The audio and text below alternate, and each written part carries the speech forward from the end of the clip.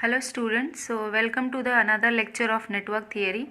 Last class we have completed RL series circuit and RC series circuit. So today we'll do some problems based on those circuits.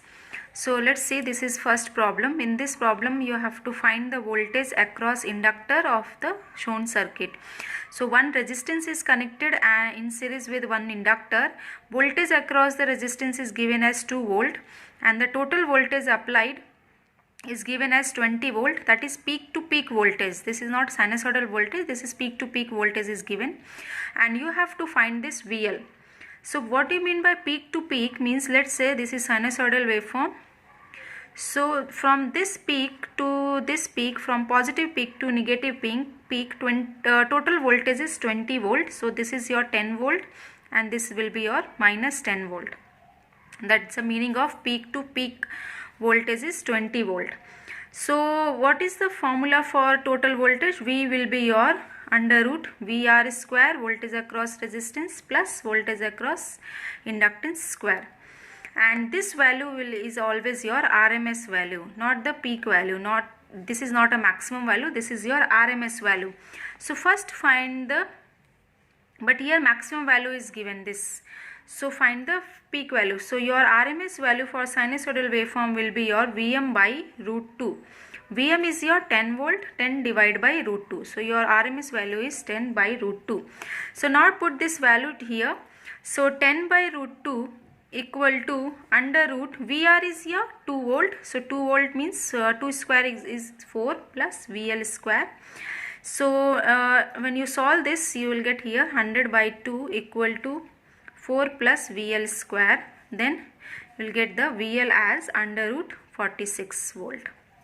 Okay, so this is how you have to find the voltage. So let's move towards another question. Question number 2. This question.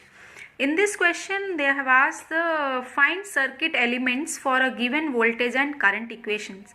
Voltage equation is given and current equation is given. Now you have to find the circuit elements. Means circuit is consist of whether inductor or capacitor or inductor, resistance inductor or resistance capacitor. So Vt voltage equation is given as 9 sin omega t plus 45 degree and current equation is given as 3 sin omega t minus 45. So with respect to voltage, current is lagging. So now if current is lagging means the element present in your circuit is inductor. So with respect to voltage, your current is lagging. So element is your inductor. This become as a confirm. So inductor is the element present in your circuit. Now let's draw your phasor diagram. So this is your reference. From reference, your current is lagging by an angle of 45 degree. And voltage is leading by an angle of 45 degree. So what is the voltage angle between the voltage and the current? Angle between the voltage and current is 90 degree. So angle is exactly 90 degree. So if angle is exactly 90 degree, then in your circuit only inductor is present, no resistance is there. So if resistance is also present, then angle will be not exactly 90 degree, but here you are getting angle as exactly 90 degree, means only inductor is there. Clear? How I found that element is inductor and how I found that your only inductor is present, not with resistance, means so the inductor is a pure inductor. Means in your circuit only pure inductor is present and AC voltage is applied this inductor. Now you have to find this in value of this inductor.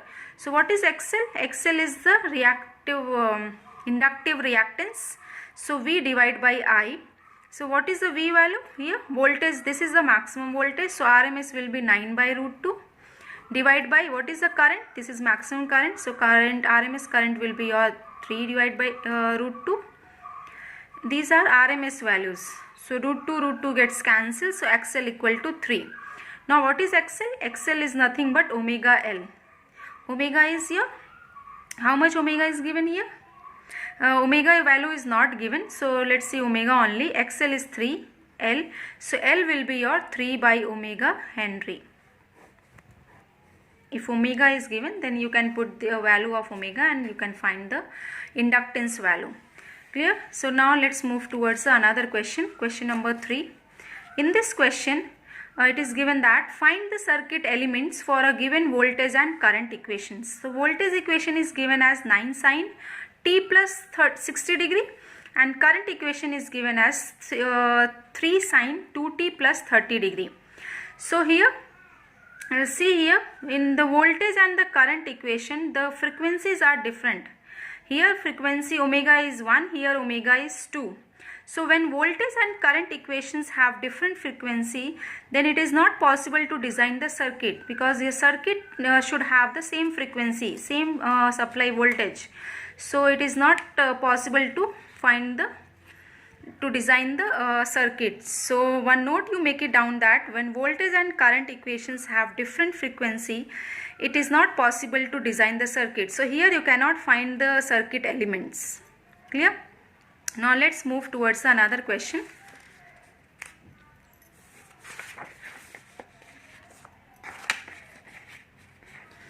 And this question number 4. In this question, they have asked the find angle made by the source voltage with respect to VL. So VL is the voltage across this inductor. Inductor value is inductive reactance value is given as 17.32 ohm. One resistance is given 10 ohm. The resistance is connected in series with an inductor, and the total supplied voltage is V. This is source voltage. So you have to find the angle made by the source voltage with respect to your VL. Means angle between source voltage and the voltage across the inductor. This you have to find out. So options are given as 30 degree, 60 degree, minus 30 degree or minus 60 degree.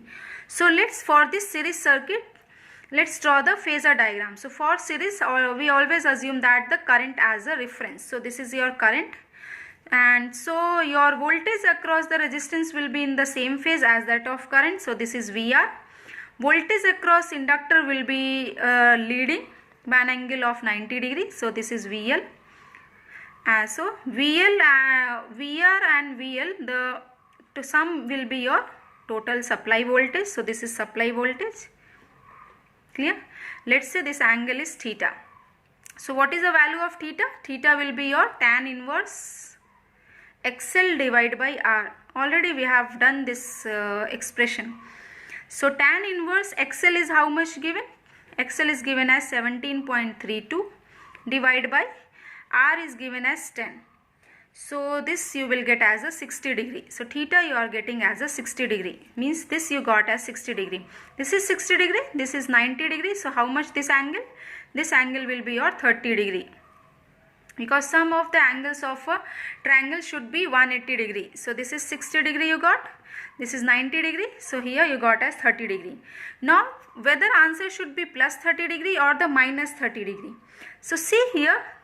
You have to find the angle made by the source voltage with respect to VL. So source voltage direction is like that and VL direction is like that. Means angle made by the source voltage with respect to your VL. Means the direction is your clockwise direction. So when vector rotate clockwise direction, then angle is negative, lagging. Clear? Means minus 30 is the answer. So here one note you noted down, that when vector rotate in clockwise direction, sign for the angle will be your negative.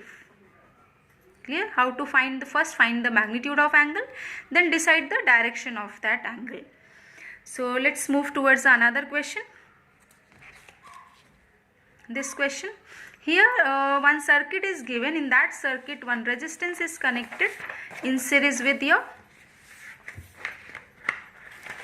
capacitor. So this resistance is connected in series with this capacitor. One ammeter is connected and one DC source and one AC source is connected. So you have to find the reading of the ammeter of this circuit shown. Means the current flowing in the circuit you need to find out. So here two sources are there. One source is your DC source, another source is your AC source. So when these types of questions are given, then you have to solve these types of questions by using the superposition theorem. Means at a time consider one source and neglect another source, solve the circuit. Another time consider another source, neglect other source and find the current. Then in the last add both the current of the cases, both the cases. So let's say using superposition theorem,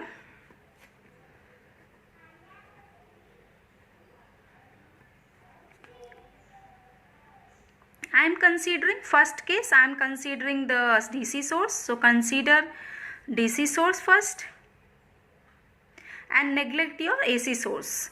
So in DC source, if your DC source is connected across the capacitor, then capacitor behaves as an open circuit. So in DC, capacitor acts as an open circuit. If capacitor acts as an open circuit, then what will happen? Then current flowing in the circuit IDC will be your 0. If it is open circuit, no current will flow and the reading of the ammeter will be 0. So let's consider the second case. So second case, consider AC source.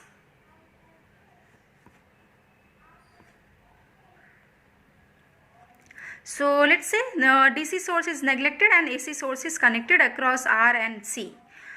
So what will be the XC value? XC value will be your, because you need to find the current. So for finding the current, voltage divided by the total impedance will be the total current. So first find the total impedance of the circuit, because total voltage is given and the total current you need to find out. So XC will be your 1 upon omega C. What is the omega value here? Omega is 1. So 1 upon 1 into C value is 1. So 1. XC you got as 1 ohm.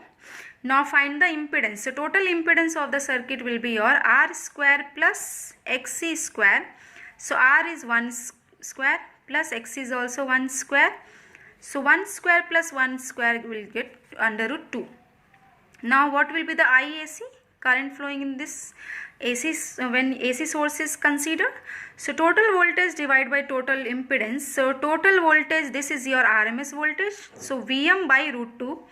So Vm by root 2 divided by Z. So Vm is 10 divided by root 2. Z you got as root 2. So 10 divided by 2 equal to 5 ampere. So IAC you got as a 5 ampere. So now what will be the total current? By using superposition theorem, in both the case, whatever currents you got, you have to add in the last to get the final answer.